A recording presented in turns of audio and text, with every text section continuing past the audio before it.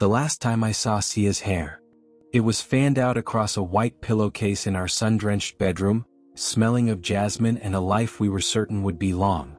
Now, looking at the woman in the hospital corridor, I realized that the woman I had divorced wasn't just leaving me, she was leaving the world, and I hadn't even bothered to ask why. I never imagined I would see her there. She was sitting in a plastic chair in a corner of the AIIMS hospital hallway, swallowed by a faded, oversized patient gown. Surrounded by the restless energy of tired families and the hollow eyes of the sick, she looked like a ghost the world had simply stopped haunting. The moment I saw her, something inside me cracked. "Sia," I whispered, the name feeling like a prayer I'd forgotten how to say. "My name is Kabir. I'm 34, a man who lived a life of spreadsheets and routine. We were married for 5 years. To our neighbors, we were the quiet couple. Sia wasn't flashy, she was the steady pulse of our home. Coming home to her felt like finally catching your breath after a long run.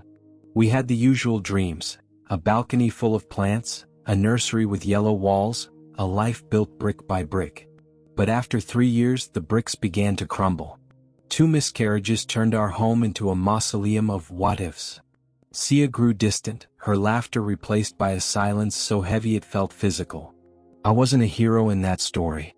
I was a coward. I stayed late at the office, hiding behind emails to avoid the grief in her eyes.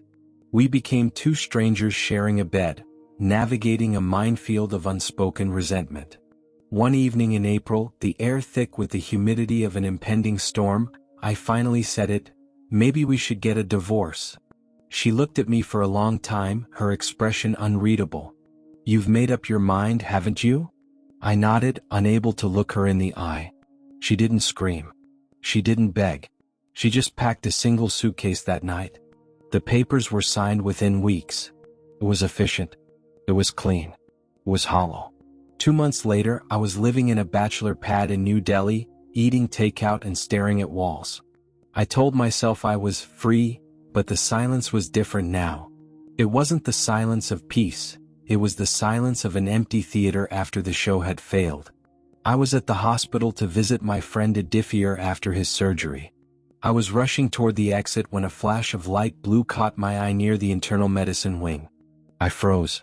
Sia was there. Her beautiful waist-length hair, the hair she used to spend Sunday mornings oiling, was gone, cropped into a jagged, practical cut that looked like an act of war. Her skin, once the color of warm honey, was now the shade of parchment. And 4 poles stood next to her like a skeletal sentinel. "Sia?" My voice broke. She looked up, squinting as if adjusting to a bright light. Then a faint, familiar tilt of her head. "Kabir? What are you doing here? What happened to you?" I moved toward her, my legs feeling like lead. "Why didn't anyone call me? Where is your family?" She looked down at her lap, smoothing the fabric of the gown. "Just some complications, Kabir. Tess, it's fine. You should go, Adifir is waiting." I knew that tone. It was her, "I'm protecting you" voice. "Don't lie to me," I whispered. "Not now." Before she could respond, a nurse marched over with a clipboard. "Sia Sharma? We're ready for you in the oncology ward. Your first round of chemotherapy starts in 20 minutes. Are you the husband? The doctor needs a signature on the consent forms." The word chemotherapy hit me like a physical blow. I didn't know," I stammered. The nurse looked from me to Sia, her expression softening into pity. "She's been in the system for months. Blood cancer. It's an aggressive stage." The nurse walked away to fetch the doctor, leaving us in a vacuum of silence. "Why?" I choked out, the guilt rising in my throat like bile. "Why didn't you tell me before the divorce?" Sia finally looked at me, and I saw the truth in her tear-brimmed eyes. "I found out the week you asked for the divorce, Kabir. You were already drowning. The babies, my depression, the way we stopped looking at each other. You were exhausted. I didn't want to be the reason you stayed out of pity. I didn't want you to spend the best years of your life in a hospital waiting room, watching me disappear." She reached out with her free hand, the one without the 4, and touched my sleeve. "I wanted you to be free, Kabir. I wanted you to have a chance to be happy again, without a sick wife as a burden." I fell to my knees right there on the cold linoleum floor. The weight of her sacrifice shattered the last of my ego. I had walked away because I was stressed, while she had let me go to protect me from her own death sentence. I was a fool, I sobbed, burying my face in her lap. I was so busy feeling sorry for myself that I didn't see you dying right in front of me. Kabir, please, she whispered, her hand trembling as she brushed my hair. It's over now. Go home. I am home, I said, looking up at her. I took her cold, thin hand in both of mine and squeezed. I'm not going anywhere. Not this time. We aren't married anymore, she reminded me, her voice a fragile thread. The papers are filed. I managed a small, tearful smile. Then I guess I'll have to court you all over again. I'll start by sitting in this waiting room. And then I'll be there for the next round. And the one after that. The nurse returned with the forms. I reached out and took the pen. I'm her husband, I said, my voice steady for the first time in months. Sia leaned her head back against the wall, a sob finally breaking through her composure, but she didn't pull her hand away. In that sterile, crowded hallway, our story didn't end. It began again, not with a wedding or a kiss, but with a choice to stay when things got dark. The air in the ward was heavy with the scent of antiseptic and the low hum of medical monitors.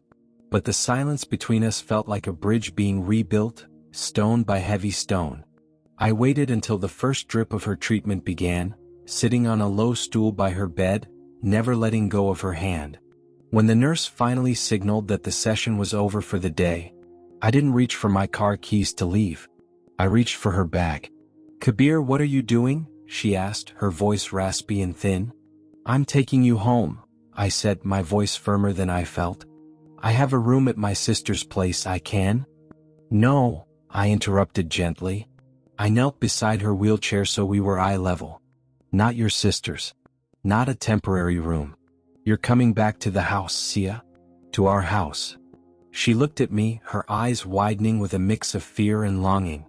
That house, it's full of ghosts, Kabir. It's where we broke. I can't go back to being the woman who failed there. I took both her hands, feeling the fragile bones beneath her skin. Then we won't go back to those people. We'll be new ones. The ghosts only stay if you keep the doors locked. We're opening the windows this time.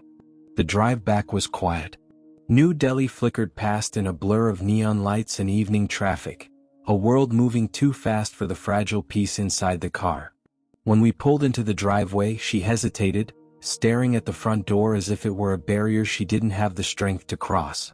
I walked around, opened her door and helped her out. She was so light, frighteningly light, as if she were made of air and memory. As I turned the key and pushed the door open, the familiar scent of sandalwood and old books hit us. It was exactly as she had left it. I hadn't changed a thing. I hadn't realized until that moment that I had been living in a museum of my own regret. Welcome home, I whispered. Sia stepped into the foyer, her hand trailing along the hallway wall. She stopped at the door of the room that was supposed to be a nursery, the room that had stayed closed for 2 years. I held my breath, wondering if this was a mistake, if the pain would be too much. She pushed the door open. It was empty, save for a few boxes. She turned to me, tears shining in the dim light. Why did you keep this door closed, Kabir? Because I was waiting for the light to come back, I said, walking toward her. I didn't realize the light was you. I'm sorry I let the house get dark. She leaned against me, her head resting on my shoulder. For the first time in months, I felt her exhale, a long, shuddering breath that seemed to let out all the secrets she'd been carrying alone. I'm tired, Kabir, she whispered. I'm so tired of being brave. Then don't be, I replied, kissing the top of her head. I'll be brave for both of us now. You just get better. I've got the rest. I led her to our bedroom, pulled back the heavy comforter, and helped her settle in. As I tucked the blanket around her, she looked up at me, the ghost of a smile finally reaching her eyes. You're really staying? I pulled a chair to the bedside and sat down, locking my fingers with hers. I'm not just staying, Sia. I'm finally showing up. And as she drifted into a medicated sleep, the house didn't feel quiet anymore. For the first time in a long time, it felt like it was breathing again.